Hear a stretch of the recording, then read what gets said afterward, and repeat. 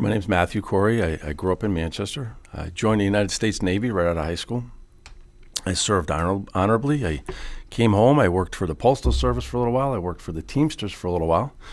In 1989-90, I opened up a high-rise window cleaning company, which is still going today. There's not a city or a town that I haven't worked in or traveled through in the state of Connecticut. In 2002, I opened up a small Irish pub called McKinnon's Irish Pub. We 16-year run there. Where is that? It's on the corner of Asylum and Trumbull. We just shut the doors in May. We're looking for a new location because we wanted a full kitchen. I miss the city. I feel it's my home down there. So I hire young kids from the inner city. I give second chances. So I'm very familiar with city life. Like I said, I travel the entire state. And here I am today. I believe Connecticut needs a voice in Washington. I'm a veteran, a small business owner, blue-collar worker. 60% of the country think they're not being represented properly in Washington, and that's the poll that was taken. And because people say the leaders down in Washington don't walk in my shoes, well, I'm the guy that does. I wear a hard hat. I wear work boots. I work alongside my crew. And how do you think Connecticut might benefit if it, right now we have an all-Democratic delegation. I think it might benefit to have a Republican senator sent to Washington. I think it would be amazing. You need somebody to work with this administration. No matter how you feel about the President of the United States, we need somebody to work with this administration, bring the much-needed federal funds home to Connecticut, especially when there's a $1.5 trillion infrastructure package on the table. I believe we need to put the operation engineers, the Teamsters, the laborers back to work. We have failing bridges. We have the two largest ports outside of New York City, Bridgeport and New Haven. I believe we could bring in some goods for shipping, and we have the busiest northeast corridor in the rail system. And I think we need to take care of the Fairfield County area and make it easier for people that transport back and forth to New York City. Those people are the breadwinners of Connecticut, and we need to ensure that we have economic viability. We are the gateway to New England, and I would love to team up with not only the U.S. senators in the New England states, but the congressmen, and make it easier to transport goods up through the northeast corridor. Mm-hmm. A hot issue of late, the confirmation of the latest Supreme Court Justice Kavanaugh. How would you have voted, and what would have been your position if you were in the Senate? Look, I would agree with Senator Rand Paul. There was the warrantless wiretaps were a huge concern. I believe he sat down with Judge Kavanaugh. At least as a United States Senator, I would have at least sat down with Judge Kavanaugh. He didn't get afforded that act with our two senators down there in Washington, which I think was an injustice to the judge. But the way they handled that whole situation, I thought was horrible. There was a woman that belonged to the Me Too movement. She wanted to remain anonymous. Somebody outed her in the 11th hour, so not only did they weaponize the Me Too movement, they dragged Judge Kavanaugh's wife and two daughters through the mud. And I just thought that was the wrong approach. There was no winner in that situation. I believe the country's going to suffer for that. We have enough division. But what's amazing to me is they question the credibility of a Supreme Court judge when we have congressional leaders down there in Washington hiding behind a taxpayer-funded hush fund that I believe the constituents of the state of Connecticut deserve to know who is on that list. I know if my nieces and nephews or if somebody's daughter, I would want to know where my kid is going, because if they have aspirations to be in the political world, there's very powerful people down in Washington, and I would like to know where my daughter's and who my daughter's working for. And I believe the constituents of the state of Connecticut deserve to know that. I didn't hear how you would have voted, though. I would have voted yes. I would have voted to confirm him. He was more than qualified. He was on the D.C. Court of Appeals. He sent more clerks up to the Supreme Court than any other judge nominee. He's a Harvard or Yale grad. I believe he's a Yale grad. He teaches constitutional law. What they're doing is they're looking for activist judges down in Washington, and I don't believe we need that. We need somebody to uphold the Constitution and protect everybody's individual rights, and I believe Judge Kavanaugh will be fair, and looking forward to how he's going to rule on a lot of decisions down there. Sometimes who's activist and who's not is kind of in the eye of the beholder. Who's seeing who's seeing the decisions turn in their favor. But the injustice of that whole thing, Paul, is what it didn't matter. The president had a list of nominees that he was going to put out there. So I understand that it's a payback for Merrick Garland, and I just don't believe that's the way to run a country. Judge Kavanaugh, his positions are about 93% the same as Merrick Garland's. What they did do, it didn't matter what nominee was up there. They had talking points depending on who the president had picked. So if we go back to the 2016 election, not only was the president of the United States on the ballot, but the Supreme Court nominees were going to be on the ballot. And America has spoken. And I think, and I believe, that if the legislatures do their job and do it correctly, they don't have to turn to the Supreme Court to fix broken legislation. So what I would ask, and I think the American people want, is our legislatures down in Washington to actually do their job. Should Merrick Garland have gotten a hearing, or was that the right strategy to hold it up till we had an election? Well, I mean, it was towards the end of a lame duck presidency, and the Senate advises and consents. And once again, if they brought him up, who knows where it would have ended up. But once again, the Supreme Court and the president was on the ballot in 2016, and the American people had spoken. I just had one more on that one. The Roe versus Wade, is it good law, or would you like to see it overturned? Oh, it's precedent. It's the big fear tactic that a lot of the politicians bring down there, and they want to discredit a lot of Supreme Court nominees and judges. Although the state of Connecticut has some of the strongest pro-abortion rights in the country. That is not a fear. That is not going to be brought up. I think there's bigger issues facing this country than Roe versus Wade. Look, we have a struggling economy, and these are talking points for fundraising and division in our country. Nobody wants to take away any women's rights. I have a question on infrastructure, which you mentioned, helping the breadwinners of Connecticut.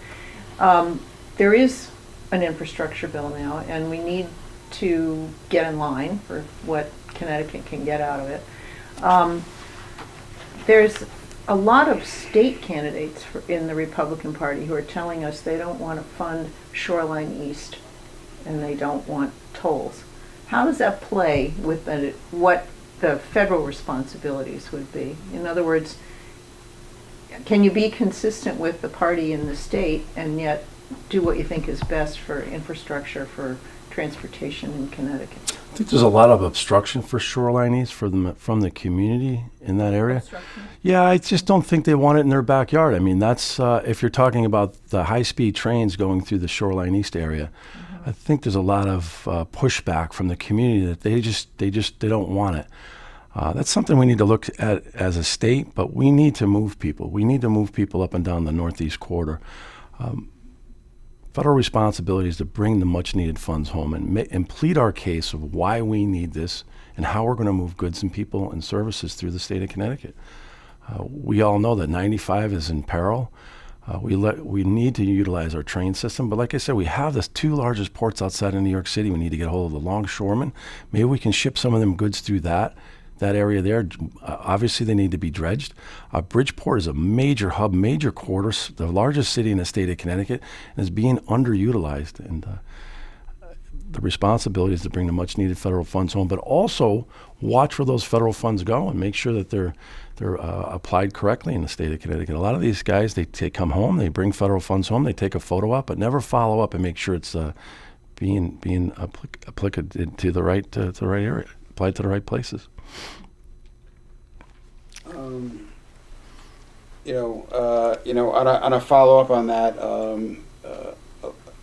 we often hear about the kind of the middle class. The economy is doing well as far as the unemployment is low, the market, except for kind of some retrenchment, but over the longer term is doing well. But a lot of people saying they're still paycheck to paycheck, that they don't feel the middle class salaries have kept up. They're not feeling the recovery. A lot of working class people.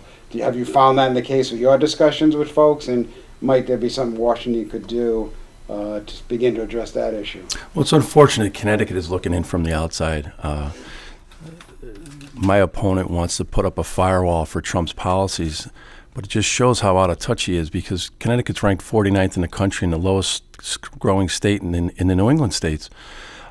Wages are starting to increase, maybe not fast enough, but people feel confident in this economy. It's the first time in many years that people are actually leaving their existing jobs and taking that leap of faith and looking for another job. We have 13,000 manufacturing jobs open here in the state of Connecticut, and the manufacturers that I talk to say, look, we're farming from other companies. We need those vocational trades and skills here in the state of Connecticut. Not when this big bill passed, but this should have been going on 2 years ago. And I talked about the apprenticeship programs.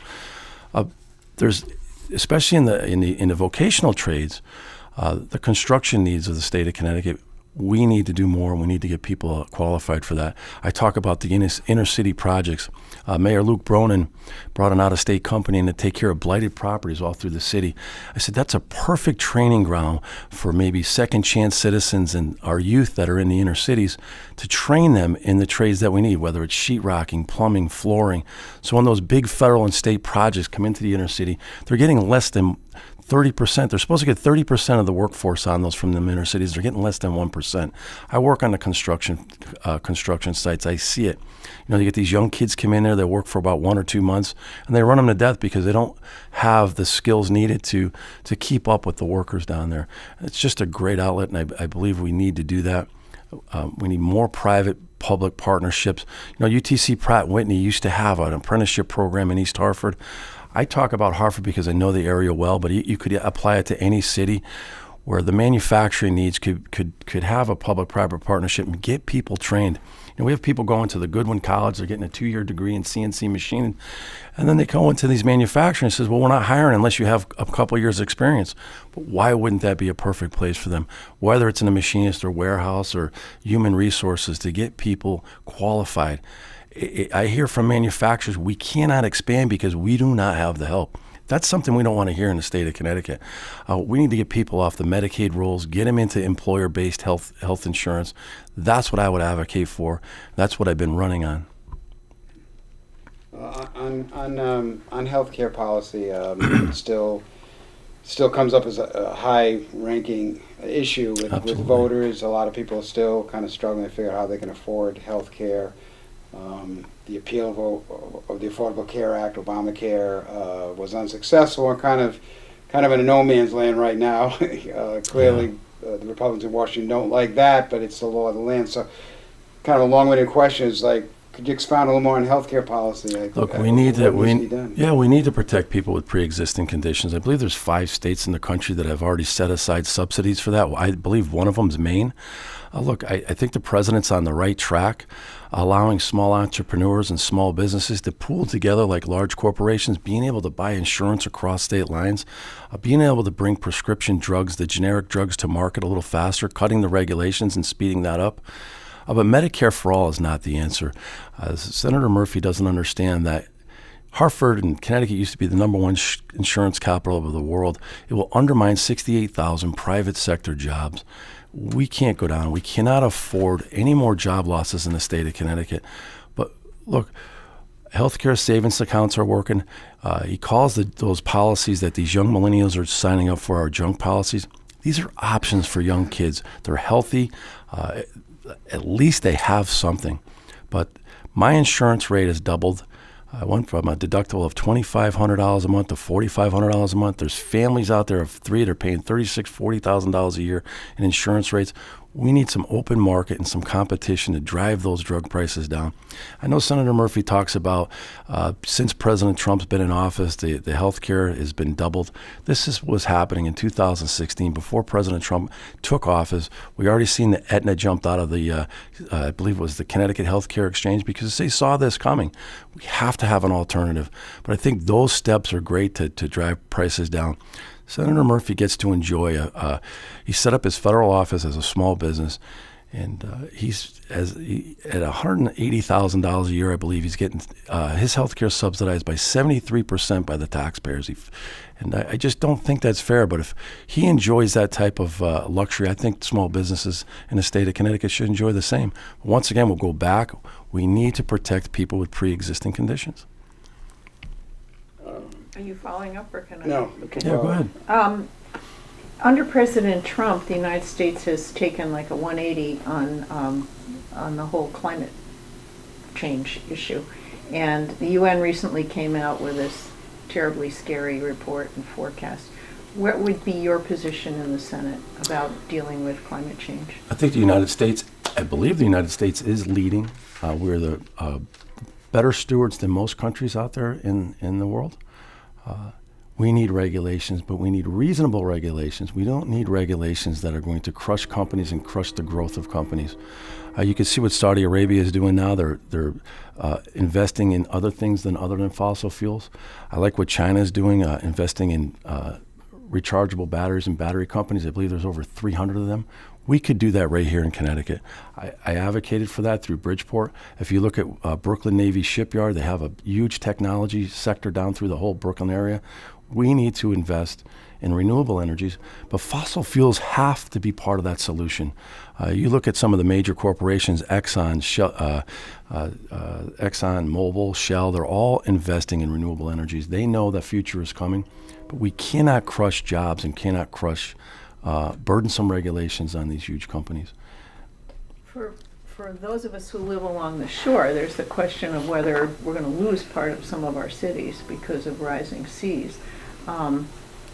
And it seems like drastic measures might be required. Have you given any thought to that whole question of do we stop FEMA from helping people who build too close to the water? Do we put a dock across the bottom of New York City? What do we do?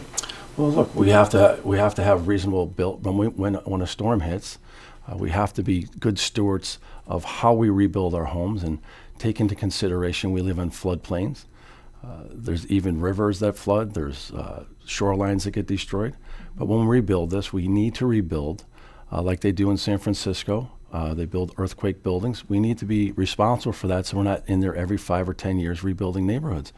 Look, we're all concerned with the environment. Nobody wants their kids to grow up in asthma areas in inner cities or polluted water. We need to be good stewards of the earth, and I believe the United States is leading that. Thank you. You're clearly very articulate on the issues. You have a clear perspective. Any disappointment with the Republican Party that they seemingly aren't investing in the campaign? A kind of from the outside, it seems sort of a throw in the towel approach as far as money coming in to help a candidate like you, and even with the little money you have to spend on advertising, the Q poll showed you some decent numbers. So should the Republicans kind of be trying a little harder to support candidates like you? Oh, they are. They absolutely are. They've invested in us in the last few weeks of this race. They see the momentum coming. We're below 15% in the polls. We're all coming together. We had two of our largest fundraisers. This was just by grassroots donations between $20, $50, and $100. A lot of momentum. We raised close to $15,000 in one day in those small donations. There's a lot of support for this candidacy. Couldn't be prouder of the Republican Party. And I believe they do what we can do. Look, we're outnumbered. We're outnumbered here in the state of Connecticut. It's not one of the biggest races that the country looks at. And people will ask me why I'm trying to nationalize this race. Because I'm the person that the president and this administration is talking about. Veteran, small business owner, blue-collar worker. I'm part of the union affiliation. I work alongside men and women that wear boots and hard hats and work gloves. That's who he's fighting for. And I believe if we could nationalize this race, get a little recognition here, it would push us over the finish line. You have to have real-life experiences, I believe, in my opinion, to legislate or govern down in Washington. I got my business leadership skills. Being in the United States Navy, being a veteran, doesn't matter what rank you are. I was on a Navy ship. We're responsible for everyone on our ship. Being a small business owner, I meet a payroll. I'm responsible for people's livelihoods and safety. And I believe that type of traits is what we need down in Washington. I'd like to follow up a little bit, sort of follow up on that. 3 times you've run for the 1st District congressional seat, right? That's true. Yeah. So now you're running across the whole state. Do you think that you will have greater appeal in the wider arena of the entire state? And that's why I ran. Look, I ran against Congressman Larson, wonderful guy. Believe he's been down there too long. I ran. In one of the safest seats in the country. We garnished close to 38% of the vote. We're outspent $1.5 million to $25,000 or $30,000. And to garnish that much name recognition, if you don't have millions of dollars, you have to go out there and appeal to people. And I believe I appealed to people.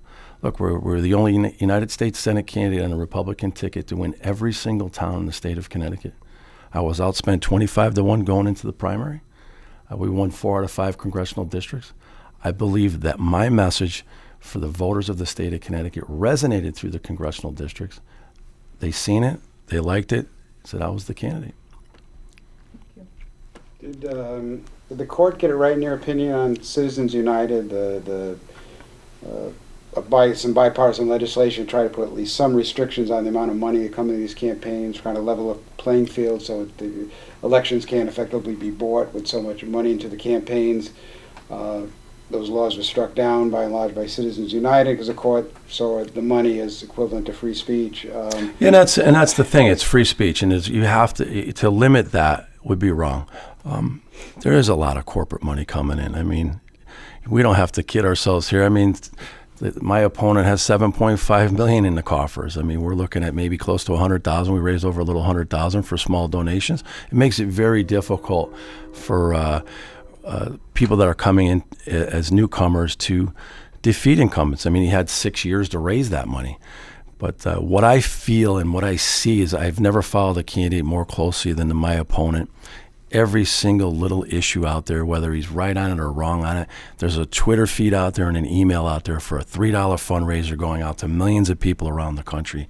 I just think it's wrong. I mean, your focus should be on what's good for the country, what's good for the constituents, not how much money I can raise on somebody's faults. Being a real leader down in Washington, whether you agree with this administration or not, is to guide him on principles, work with this administration, work across party lines, find common ground. So, but you feel free speech gives them the entitlement to play the game that way, and it's up to voters to push through that? That's right. We never want to curb free speech. That's the biggest thing with Citizens United is curbing the First Amendment, your First Amendment rights. So one of the huge issues that's been getting nowhere in Congress for years is a solution to our immigration policy. And long before President Trump brought up the wall, there were attempts, I think the last one was under President George W. Bush, to reform the immigration policy, regularize some people's situations. Now we have all these DACA young people sort of hanging around wondering whether they're going to have a future in the United States or not. Yeah. What are your thoughts on what we should do about immigration? It's a shame. The president had a bill up that would have protected DACAs and Dreamers. People came here no fault of their own. They're part of our community. They're part of our society. But look, we're a land of laws, rules and laws. President Trump is asking for a wall, not for the entire border, but for some of the most dangerous areas down there. Right across from Laredo, Texas, one of the most dangerous and violent cities in Mexico. It was no more than 2 months ago. There were 2 Mexican citizens that came through that border area, were pulled over with 20 pounds of fentanyl in Dayton, Ohio. We see a caravan of people coming up here.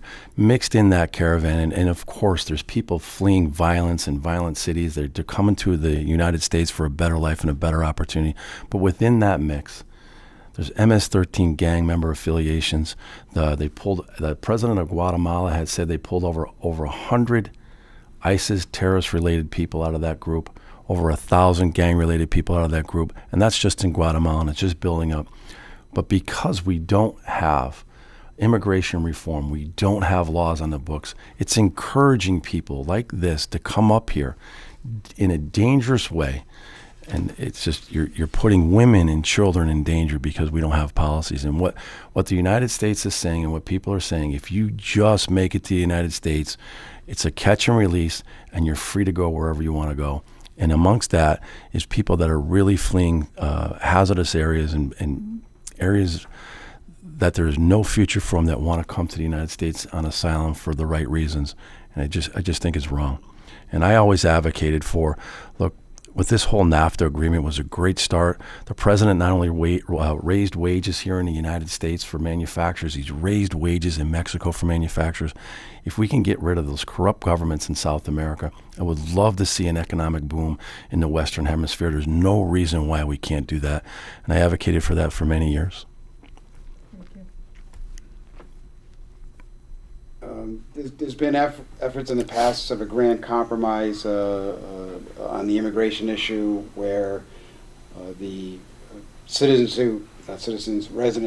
who came here illegally would have some path to legalization if they've otherwise been law-abiding citizens. In connection with that, there would be an increase in funding in border security. So those have kind of been the broad outlines of trying to get both sides together on immigration policy, and it's failed in its various attempts. Any thoughts on? I know exactly what you're saying, Paul. Look, my whole crew, I got crews that I work with in Boston. They come down and work with me. My good friend Angel, took him 13 years to get us a citizenship, upstanding citizen, did it the right way, came over here, worked hard, started his own business. He has a dual citizenship, has a family here. Did it the right way. Another guy that I just worked with this year from Guatemala, served in the Guatemalan army. He's going through the process. He's almost there. Loves his country. Came here for economic opportunity. His daughter is now serving in the army in Guatemala. They come here for economic opportunity. They did it the right way. What do you say to them? You did it wrong. You shouldn't have stood in line. You should have came here illegally. No, there needs to be a pathway to citizenship, but people need to do it right. They need to stand in line. And look, sanctuary cities is the wrong way to go.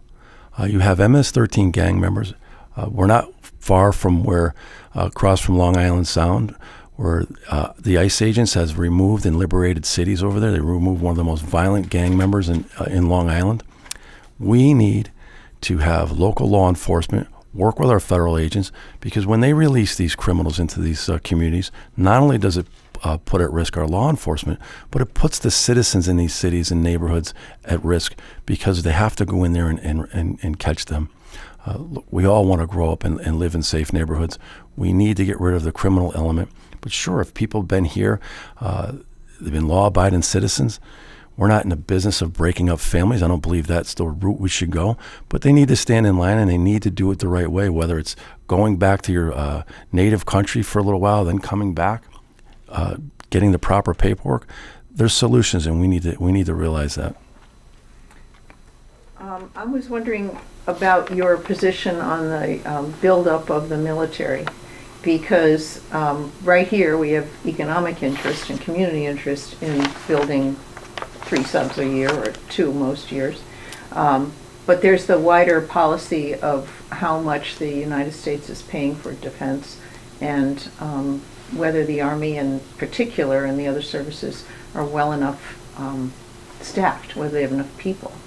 So have you thought about those issues? What concerns you, or where do you stand on building up the military? Look, we need to, if we're sending fathers and mothers, sons and daughters over there to fight for our values, our American values, we have to ensure that they have the best equipment available to them.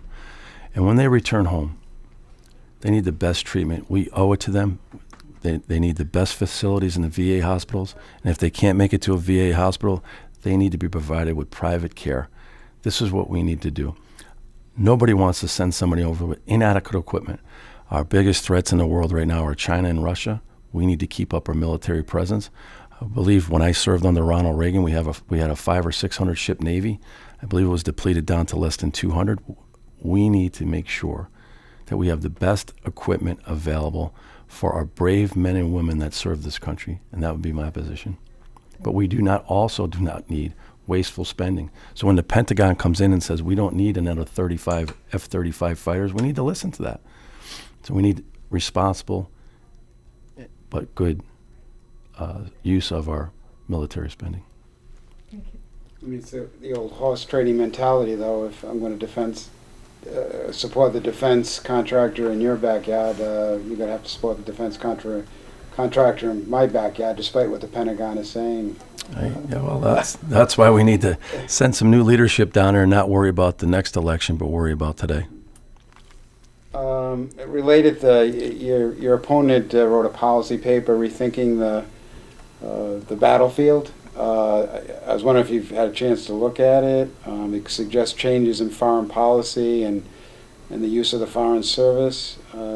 If you had a chance to look at it, I was wondering if you agreed. No, but I heard a little bit of what my opponent wants to do. He wants to centralize control of our military. We've already lived through that with Vietnam. We lived through it through Afghanistan, Iraq, and rules of engagement. We've seen what President Trump has done. He's left the battlefield to the warriors on the battlefield.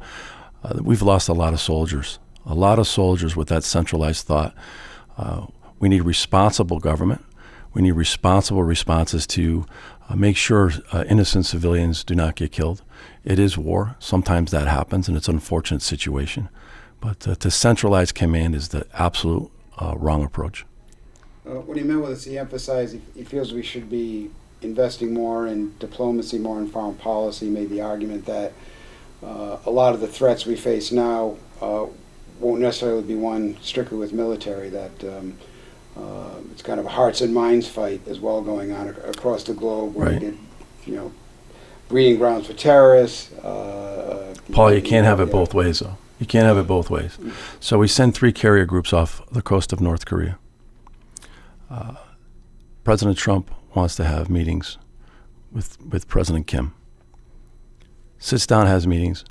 Senator Murphy gets upset because we're not doing joint exercises with South Korea anymore. Over on an Asian Pacific tour, calls out, says the president is unstable, we're worried about going to war. Yet he's sitting down with diplomatic solutions with the president, with Kim Jong-un. And it's not good enough. So you cannot have it both ways. As Secretary of State Mike Pompeo is bringing 3 Americans home, he is saying all this. We have 77 families waiting for answers because they lost their loved ones in the Korean War. It was a great faith that President Kim has done. I believe this solution of diplomatic solution is better than war.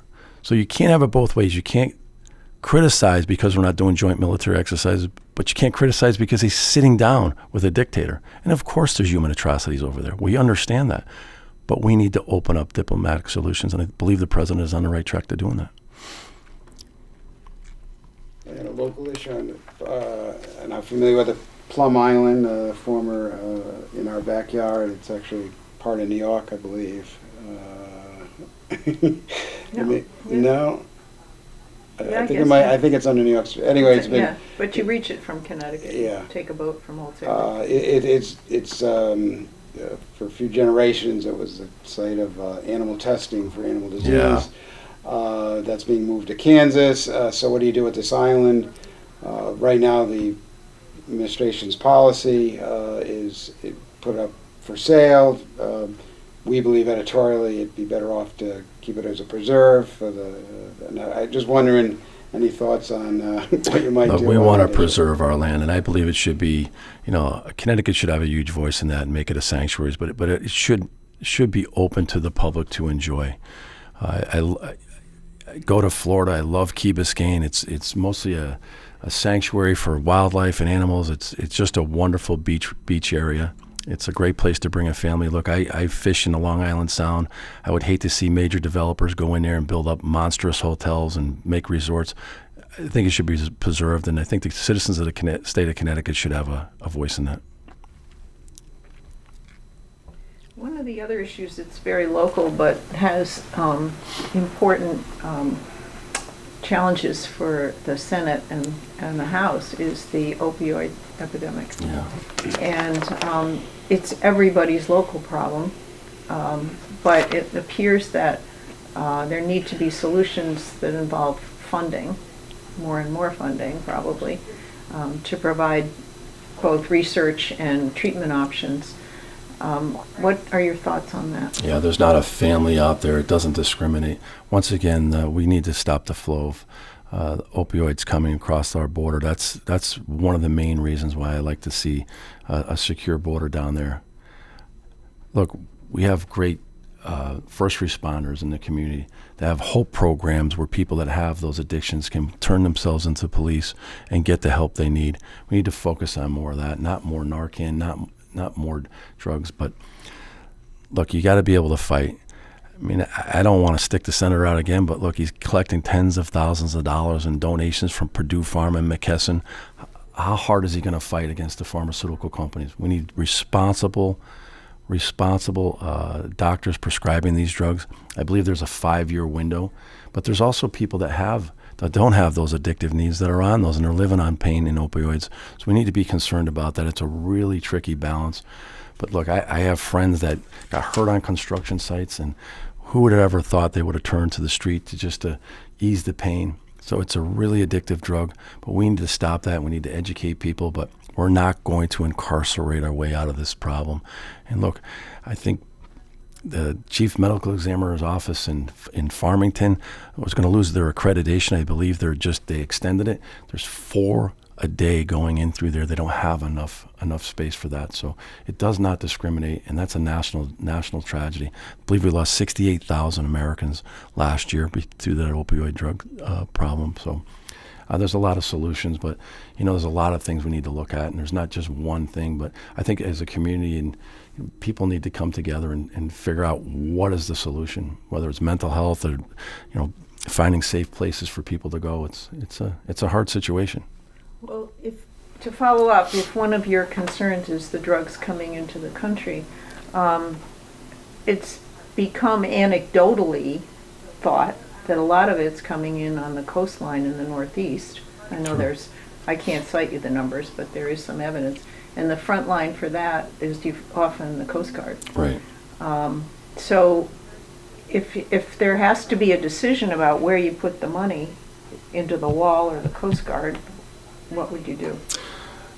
We have to fund both. I mean, it's just, the Coast Guard is doing its best, but most of it's coming through the southern border with the drug cartels. We also have to address China with that fentanyl. That would be first and foremost. It's coming through our southern border, and it is also coming through our major ports. You're absolutely right. But these are things we need to address. It's the most addictive drug out there. And with this drug abuse, you would think people would run from something if they hear somebody got killed by a bad batch of heroin. You would think, oh my God, I don't want to go anywhere near that. It's unfortunate that the abuse is so addictive that people run towards it instead of away from it. So it's a really serious situation. Another issue, drug related, is this division between many of the states and federal policy on marijuana. We've seen now it's a majority of states have legalized marijuana for medical uses, and more states, beginning with Colorado, have legalized it outright, yet in Washington it's still classified as serious as heroin. So you have this division between policy in Washington and what the states are choosing to do. And I was wondering, if you were elected a senator, how you might view that. Is there anything Washington might do to address that? Well, like you said, Paul, you have to declassify it. It's a class 1 narcotic, I believe. So that's where Washington stands right now. I would love to see the results from Colorado. What's happening out there, I believe that's one of the states that's had it the longest. Let's see the results, but I am completely for medical marijuana. That needs to be first and foremost. People with needs, that needs to be invested. We need to invest in that and research in that, and that would be all for that. It's curing a lot of diseases out there. We'd have to listen to a lot of the doctors out there. I think the brain development is still developing to the age of 24, so that's a huge concern for a lot of families. People are going to still smoke marijuana. They're going to do it, whether it's legal or illegal. But I'd like to see the physical impacts of that and how it affects the body, especially with our younger kids. But in Washington, you have to declassify it and that's the major hurdle, I believe. and let the states. Well, it's states' rights. You can't use banks, and of course, so I don't think that's first and foremost in the Department of Justice. I don't believe they're running into states and arresting people right now. I mean, they might be doing a little bit in California. I believe I heard a few incidents where agents have raided a few farms, but I'd be concerned with the health risks of that for our younger generation.